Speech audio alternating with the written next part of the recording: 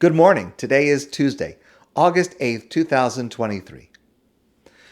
The previous Jewish year, which started September 2021, was a Shmita year, a sabbatical year, a year that we observe 1 year out of every 7 years, and it is a year-long reminder, ki li haaretz, the Torah says, God says, the earth is mine, the land is mine. As we say in Tehillim, La Hashem haaretz umloa, to God belongs the earth and all its fullness. Everything belongs to God. And that's the theme of the Shmita year, the sabbatical year, and there are two elements to it. The first element is the agricultural laws that apply only to things that are grown in the land of Israel. And during that Shmita year, we can't plant. We're not allowed to harvest as an owner, but rather whatever grows is available to anyone who wants to take it. Now, there are many details of this. There are ways to navigate it within modern society. And we discussed this previously, not our topic for today. Of course, the Shmita year, even though it ended this past Rosh Hashanah, is still applicable. It's still relevant to us because produce that grew in Israel during the Shmita year is subject to these laws and restrictions as long as that produce exists, even if it's years later, even if it's exported here. So, for example, wine that comes from grapes that were grown during the Shmita year will become available at some point, and it will be around for years. Wine ages and people have it and places sell it for years. And as long as that bottle of wine exists, it will be subject to certain restrictions based on the laws of Shmita. Okay. That's one element of Shmita, the sabbatical year. And then there is a second element, which is global. It applies to all Jews everywhere, and it's a mitzvah in this week's Torah portion, the Parsha of Re'eh. The Torah says, Miketz sheva shanim taseh Shmita. At the end of 7 years is a sabbatical year. We use this translation, sabbatical year, but the word Shmita, the best translation, I think, for it would be release. It's a year of release. So in the agricultural sense, it's a year of release where we release the land from our personal ownership. But in our Torah portion, we have another element. V'zeh dvar Shmita. This is what you should do to observe the Shmita. Shamot kol bal mashe yado, asher yashe b're'ehu. A person who is a lender of money to another person should release, meaning release the debt. That means at the end of the Shmita year, the debt that was owed to me, the lender, is canceled. It's released. It is not paid back. Lo yigos es re'ehu ves achiv. One person, a lender, should not press the borrower for the payback of the loan. Ki kara Shmita Hashem, because it is a year that has been designated by God as a Shmita year, a year of release. Okay. So what that means is, first of all, clearly, it is a way of extending the concept of Shmita, that everything belongs to God, beyond just the agricultural sense, which directly applies in Israel, although it affects us here if products are exported, but it extends this concept to those who do not own land in Israel, everywhere in the world. That we have an obligation, we had before last Rosh Hashanah an obligation to release other Jews from loans that were owed to us. Now, it took place at the end of the previous year, meaning about a year ago now, a year ago now, a little confused, as the Shmita year was coming to an end. And what it means is when the Shmita year ends, when Rosh Hashanah begins, that moment cancels any outstanding debts. There are a number of details about this. It only applies to debts between one Jewish person and another. It only applies to debts that are due during the Shmita year. It only applies to debts that are unsecured, so it would not apply to something like a mortgage that's secured by real estate. And it only applies to debts against loans, not to any other kind of obligation, like a penalty or some other obligation or labor wages or something like that. That is not affected by this, only loans. In modern times, there is a method to be able to collect these funds. There's a document called presupposes. We discussed that before. Not our topic for today. I want to just discuss the basic original biblical law of releasing debts. And there is a curious and illuminating detail in a discussion in the Talmud. Okay, so the end of the Shmita year cancels debts. What if the loan is not yet due? What if I made a loan, but it's only repayable, let's say, after a few years? Let's say it's only repayable now, after the Shmita passed. Did last Rosh Hashanah's beginning cancel that debt? So the Talmud says, no, that debt remains.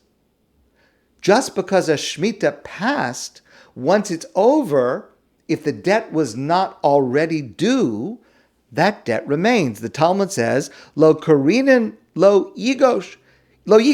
It's not called a situation where I could have pressed the borrower for repayment. Only if it was due during the Shmita, when I might have said to the person, pay me back the money that you owe me, that's what I'm not allowed to do. Because lo karinan lo yigos. It is wrong for one person during the Shmita year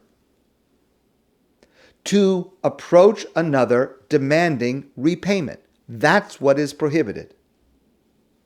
For me to act like a lender in pressuring you to pay me back the money that you owe me now during the Shmita year, it is that behavior that the Torah prohibits during that year.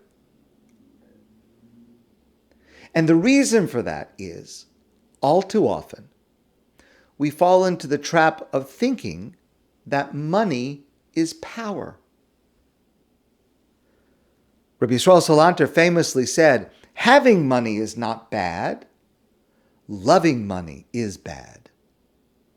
But we get caught up in status, the meaning of having material possessions, feeling a moral superiority because of wealth, which of course there's no basis for. And so therefore, for an entire year, during the Shmita year, once every 7 years, for an entire year, we are not allowed to feel superior to someone else just because we had more money than they did. So for a loan that is due during the Shmita year, I'm not allowed to go over and say, I need you to pay it back. But if the loan is not due during the Shmita year, it's only due later, and therefore that means during the Shmita year I don't have to have any contact with the borrower, then there's no problem for me then to collect the debt when later it is due. I shared before this story from Rabbi Berel Wein. It's an incredible story and a very, very important lesson, not just during Shmita, but all the time. And of course, I'm sharing this today because The fact that we read this in the Torah, in this week's Torah portion every year, means that it's not limited to discussing during the Shmita year. Every year we need to remember that there is such a thing and the concepts behind it, even if this year it is not practically applicable. So Rabbi Berel Wein was a very wonderful, well-respected rabbi in Miami, Florida, for many years. And every year he hosted many guests, but there was one special guest that he hosted, a Rabbi Kahneman. Rabbi Kahneman was a great Torah scholar. He lived in Bnei Brak, the suburb of Tel Aviv in Israel. He founded and for many years led the Panovich Yeshiva, one of the greatest academies of higher Jewish learning in the world, even today. And in addition to being a great Torah scholar, he was also a fantastic fundraiser. And he fundraised for his yeshiva. So every year he would travel to the United States to raise funds for his yeshiva. He would come to Miami. He would stay with Rabbi Wein. He would ask Rabbi Wein to please help him to arrange appointments with wealthy individuals that he could approach for a generous donation to his yeshiva. Okay. Once it happened that Rabbi Wein had arranged a meeting with the president of a very large corporation, a very wealthy Jewish man in downtown Miami. And it took a lot of effort. The man was reluctant to agree to it at first. Finally, Rabbi Wein persuaded him to agree. The man canceled, rescheduled 3 times. The man said, "You're only going to have 10 minutes, not a minute more." Okay, but they had the appointment, and they had an appointment at 3 o'clock. They called as they were driving to the appointment just to make sure that the meeting was on because it had been canceled so many times. Yes, the meeting is on, 3 o'clock. Make sure you're here, 10 minutes. They come into the parking lot of the building a couple of minutes before 3, and there are no parking spaces. So they have to drive around to find a parking space, and they're in a hurry to be able to make it on time because they only have 10 minutes. At 3:10, they're out of the office. They pass an empty parking space, and the parking space has a sign that says, "Reserved for the president." Rabbi Kahneman says to Rabbi Wein, "Park here." Rabbi Wein says, "I can't park there. It's reserved for the president. This is the man we're going to see. We can't upset him. It's not right to do it to anybody, but the man you're coming to ask for a generous donation, you can't park in his parking space." Rabbi Kahneman says, "Rabbi Wein, don't worry. Just pull in. Just trust me." All right. Rabbi Wein pulls in the parking space. They rush up to the office. They get there just in time. The secretary shows them into the office. They're sitting, the two of them, Rabbi Wein, Rabbi Kahneman, sitting with this wealthy individual. And Rabbi Kahneman goes into his pitch, and he is just a master. He's perfect. Rabbi Wein is watching him with admiration, the way that he's telling stories and weaving a narrative. And it's clear that he's having an impact on this man, probably leading to a generous donation. The time is almost up. Rabbi Kahneman is about to get to his denouement, climax of his story, and the big ask. And all of a sudden, a very well-dressed young man rushes into the office. And he says to the president, the man who's the president of this corporation, he says, "These men, they parked in your parking space." Now, at this moment, Rabbi Wein would like to disappear under the floor because he's thinking to himself, "I told you, Rabbi Kahneman, we shouldn't park in his parking space, and you're going to mess up the whole thing because you insisted that we park in the parking space." He didn't say it, of course, but that's what he's thinking. Rabbi Kahneman just smiled. And Rabbi Kahneman said to the president, "Let me explain. We called 15 minutes before the appointment. We were told that you were here, waiting on time, that we would meet you on time. When we arrived, there was no car in your spot, so that means that you obviously did not need that spot. We needed a place for our car, so we put it in your spot. But this assistant, this young man says, but the spot says reserved. How could you park in the president's parking space? So Rabbi Kahneman continued, and he said, despite what the sign may say, it was our spot to use. Because in this world, God gives us many things, but God never gives us things to keep as our own. God gives us many things to use in the right way.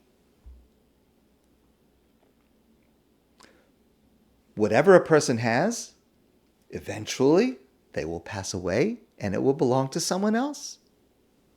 Someone else will have a turn using those objects and that wealth. But from a Jewish point of view, reserved does not exist. If you are not using something properly, then God has the right to just give it to someone else who will use it properly. The assistant was not very impressed with Rabbi Kahneman's explanation. But the president of the corporation understood that Rabbi Kahneman was making a point not related to the parking lot. And of course, Rabbi Kahneman left with a very generous donation. Shmita reminds us, in its agricultural sense and in its lending sense, that we are only stewards of our possessions. Ownership is illusory. Just because you lent money to someone does not necessarily entitle you to get it back. The time in which we find ourselves now, near the end of this Jewish year, this coming week is Rosh Chodesh Elul, the beginning of the last month of the Jewish year before Rosh Hashanah. This is a very special time. As the Jewish year comes to a close, we have the opportunity to be able to think and perhaps to redirect our thinking and our actions for the coming year.